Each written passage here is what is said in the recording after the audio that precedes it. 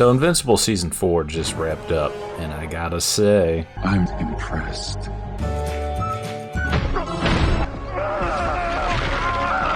This new season of Invincible was genuinely really great. I think they did an excellent job at making this feel like it was genuinely the highest stakes that the seasons have had so far. This really does feel like the toughest shit Mark has had to deal with so far. I mean, this man isn't even in the war for one fucking day. Whoa, hey, hi there, it's me from my mouth. I forgot to add a little spoiler warning. I'm gonna be spoiling the shit out of the show. So yeah, there's your warning. Back in the mouth I go. And he already gets a fucking fist through his goddamn stomach. Mark's life is not great. This man... This man goes through it. I really do enjoy how they continue to progress with Mark's character and his morality throughout this season. It's just kind of naturally building upon what we've already been building for the other 3 seasons. And it continues to make this feel very natural, this slow descent into his morality and debating on whether or not killing is right or killing is wrong. You know, how far is taking it too far? You know, am I just fucking crazy piece of shit at this point like my dad was? It's all very good and compelling stuff. I also really love what they've done with Nolan this season. I really like that in this season, Nolan coming back to Earth, he gets kind of treated like shit. People are not forgiving him. Cecil tells him off, Debbie tells him off. Fuck you. I love his interaction with Art as well, how Art is a lot more friendly to him than Debbie was, but you know, eventually even he's like, yeah, I'm sorry, I can't make you a suit. I only make suit for heroes.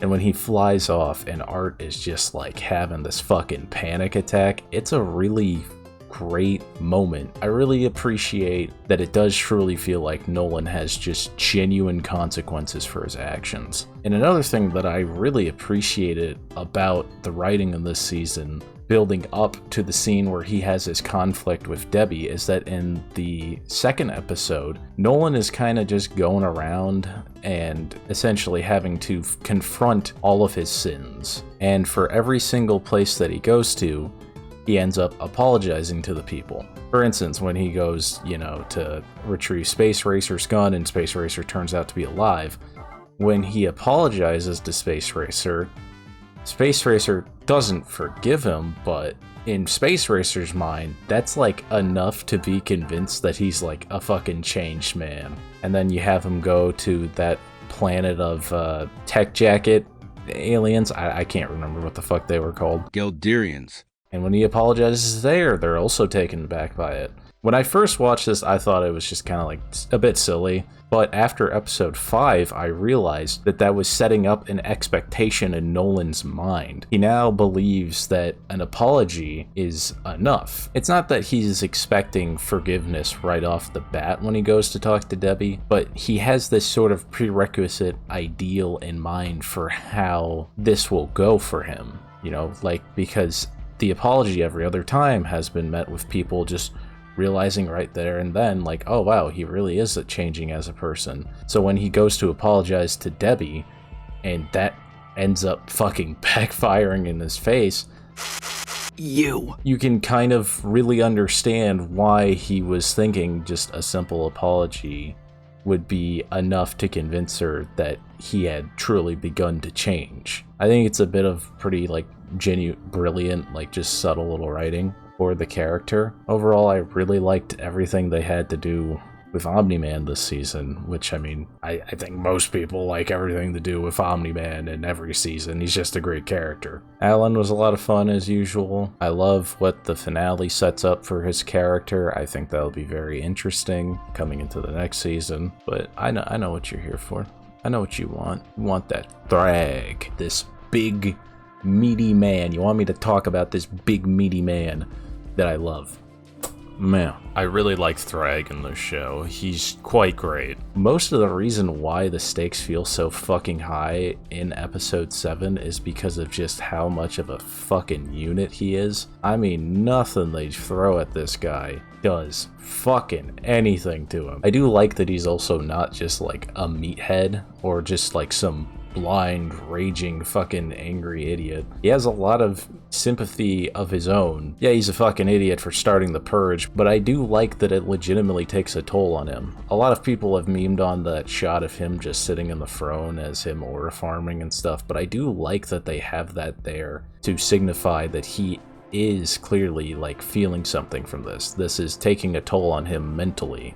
He doesn't want to have the Viltrumites killing each other, but he truly believes that it is the only way that he will cure what he considers a cancer in their society. I also really like that the second episode and the second to last episode open up with the two most important events in Viltrumite history from the different perspectives of Nolan and Thrag. You know, episode 2, you have the Scourge virus, which was a really excellent scene, and then episode 7, you have the Purge happening. It's pretty cool how they mirror each other. You know, I liked it. I thought it was pretty neat. I do also really like how they decided to structure the show. The first 4 episodes are a bit more of what you would expect out of the show, while the last 4 episodes are just straight up Viltrumite war shit. I like how they balance that out. I think this season is genuinely paced very well in that sense. There's just a lot of intentional paralleling that they do within like the episodes as well that I really like. I like it. Also, oh my god, that Conquest round 2! That shit was peak. I loved it. I was a little disappointed with how fast they killed Conquest. I was kind of hoping he'd stick around a bit longer, but I guess it's better to leave him wanting more than him overstaying his welcome. And I mean, that does mean that we get to see more Thrag as well. You know, you don't want to overshadow the main villain. You know, I'm assuming he's going to be the main villain from this point on. So all of this being said, you might think season 4 is the best season. And I mean, I can understand that. Me personally, I don't think season 4 is the best season. Unfortunately, I do have a lot of issues with it. Now, they're issues that get greatly outweighed by all the great stuff, but issues nonetheless. And I'm going to talk about those now. Yes, I speak English. I speak English well. Let's get the fucking obvious one out of the way first. Episode 4 was mid as fuck. This is the weakest episode of the show. I think maybe if I rewatched like the whole thing, like seasons 1 through 3, maybe there'd be one that I didn't like as much, but I just don't fucking see it happening, man. This episode was just so disappointing and underwhelming. The whole pacing is just like really slow, and not in like a good way. I'm not trying to, I know what some people would be like, oh, you're just a, you know, Gen Z, you know, with your fucking TikTok brain rot and all that. No, that is not the fucking case. All right, I fucking love long and slow fucking movies. I loved The Brutalist. I loved Antichrist. That is the slowest movie ever fucking made, and I am the only person alive who probably liked that movie. And it is the slowest movie ever fucking made. It feels like 4 hours. So slow pacing doesn't bother me as long as the content is interesting. It had an interesting setup. It has interesting ideals. The ideal that hell is actually just a fifth age of Earth, and there have been other ages that are just sort of buried beneath the crust, giving that explanation of why there are kaijus and stuff. Like, all that stuff's very interesting. They just did it in such an uninteresting way. I don't know why all of the exposition, all the talking, it's like they're going 1 word a second, all the demons, and it's just so annoying. And you go through that whole episode, that whole buildup of Volcanica being this massive threat, only for Mark to just fucking one-shot her, which is funny. That shit was funny, don't get me wrong. But when you sit through that whole thing and you see them building and building up, for it to just be that, it's kind of disappointing. I know a lot of people call this episode filler, and I understand why. It's not a part of the comics. It wasn't something that was originally intended there. I don't know if I would go as far as to say it feels like filler, because it does expand the world, right? Like, it does add. It has some form of value. I also like how they tie it into Mark's character arc, or at least try to, you know? Like, that's all fine and dandy. It's just, it's not an episode that I think I ever want to revisit. The other thing is fucking Satan. They got Bruce Campbell to voice Satan. That's fucking awesome. And they made him a fucking loser fraud. They gave him that whole fucking transformation scene, and you think he's gonna go out there and maybe kick some ass a little, and he just gets fucking no diffed. He's no different than the other fucking demons. I don't think it's super awful, right? Like, to me, it is just the definition of mid. It has a couple decent jokes, expands the world in some interesting ways, but upon execution, it just wasn't it. I also wasn't the biggest fan of episode 3, but I feel like it was miles better than episode 4. There's at least some interesting shit happening, you know, with the Flaxtons coming back. Robot and Monster Girl getting trapped in another dimension was pretty cool. I didn't expect that, and I'm very curious to see how that will pan out in the long run. Invincible just beating the dog shit out of Titan, you know, also further adds to that, like, whole holy shit, Mark is fucking losing it feeling. So while it's not the best episode of the season, it still has, like, it's still entertaining. So those were the two, like, kind of weaker episodes of the season.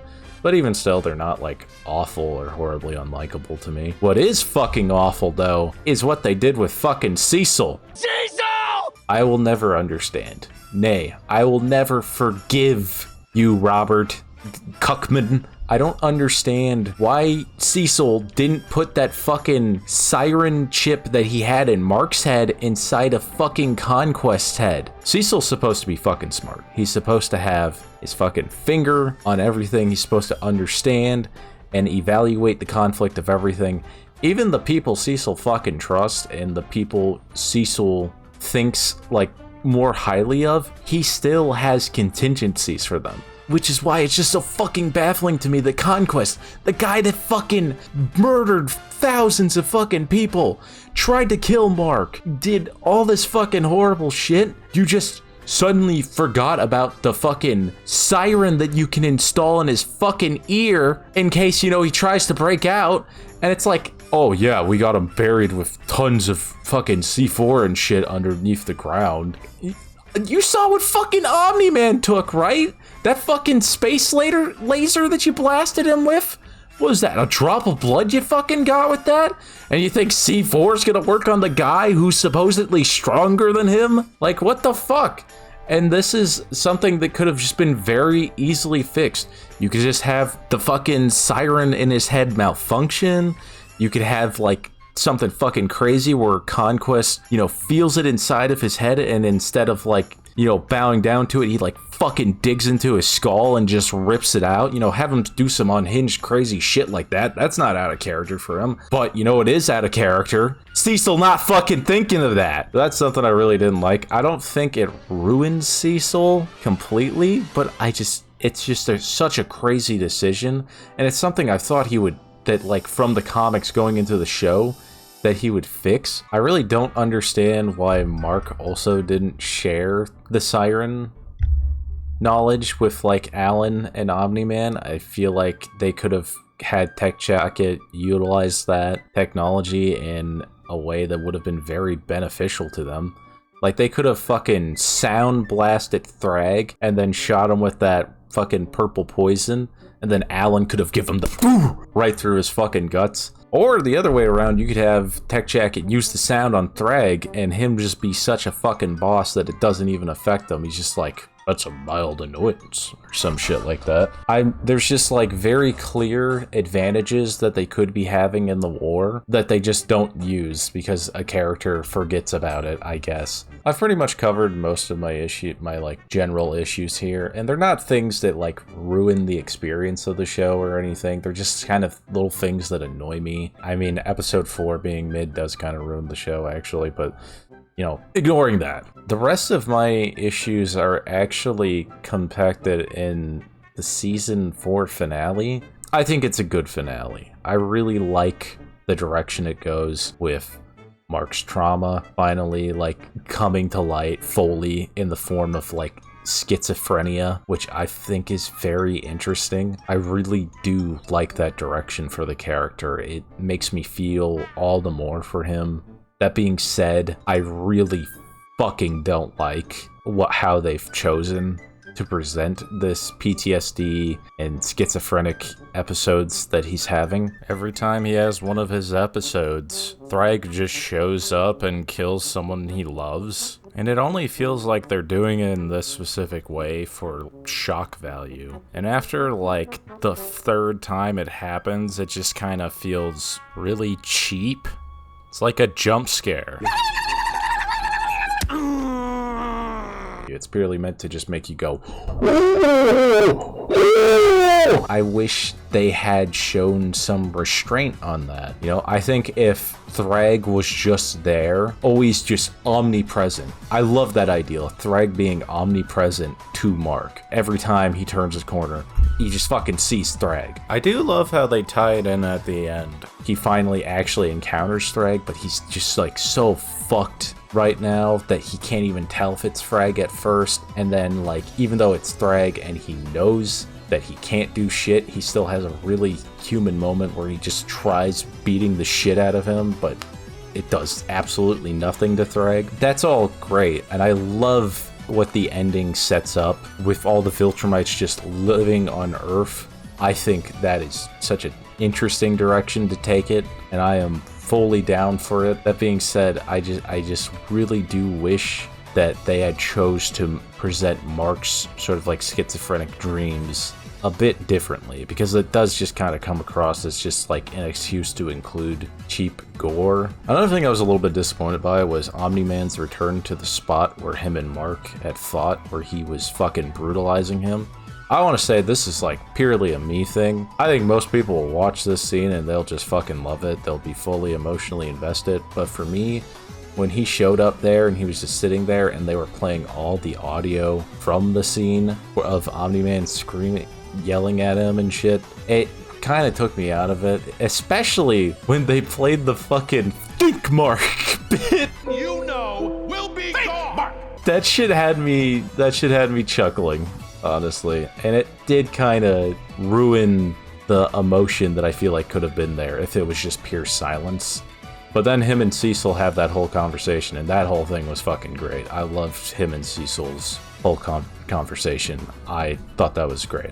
Something else that I'm not too sure if I like from the finale yet, I guess we'll have to see is where it goes, but I was really fucking confused why they just had Debbie and Paul break up off screen. It seemed like Paul was a genuinely good relationship for her. It just felt kind of forced. I know why they're fucking doing it. It's because they want to ride the fucking Omni-Man Debbie train, them getting back together or working towards rebuilding that relationship somewhat, which I'm sure will be interesting. But I just feel my man Paul got fucked here. He got fucked out of a good life. Debbie, you don't understand. All Oliver wanted was Paul's spaghetti. You can't take that from him. He's taken too many L's. One more and he'll die. From our perspective, when we last saw things, Debbie and Paul were doing just fine. So to me, it was just a very strange thing, because I really thought they were going to commit to this new direction where Debbie and Omni-Man just don't get back together. But I guess they're choosing to take it in a direction where their relationship sort of naturally recovers. I don't think Season 4 is the best season. If people are to say that they believe this is the best season, I'm not going to argue with them. I can't. I think their opinion is fully valid. I can totally see why this would be your favorite season of the show. I think it's really great, despite my gripes. And I'm super, super excited for what they're going to do in Season 5. This season has had me fully hyped for that. And even though I don't think this is the best season, I do think it's a damn close silver medal. That gets good silver medal for me. I guess my other issue could be that, I feel like Tech Jacket didn't really do all that much, and also I think it's a little strange that they didn't at least try to get the Immortal to get on board. Like, I understand he fucking hates Omni-Man, and also he's retired, but I mean, if you're bringing fucking Oliver, you might as well try to bring the Immortal, right? The guy who's actually, like, fought on par with Omni-Man somewhat. Whereas Oliver didn't even fucking know how to... like, he was... you know? Yeah, but I liked Oliver this season. I liked his whole conflict with his dad. I know this is, like, very rambly, off the cuff, just, like, complete... unorganized slop at this point what I'm dishing out here. I'll just end it. I'll just stop. Okay, I'll stop rambling. I'm sorry. God. This was a great season. I really loved it. I don't think it's the best. I still think season 1 has that crown personally. Curious about my opinions on the other seasons. Season 1 is like a 9 out of 10. Season 2 is like an 8 out of 10. Season 3 is also like an 8 out of 10. Season 4, I'm gonna give an 8.5 out of 10. I think it's great. Next video will finally be the Smiling Friends ranking. I've just been having a tough time with that. Reorganizing things. I can't decide. I'm indecisive. Leave a like and subscribe. And have yourself a good day. Bye.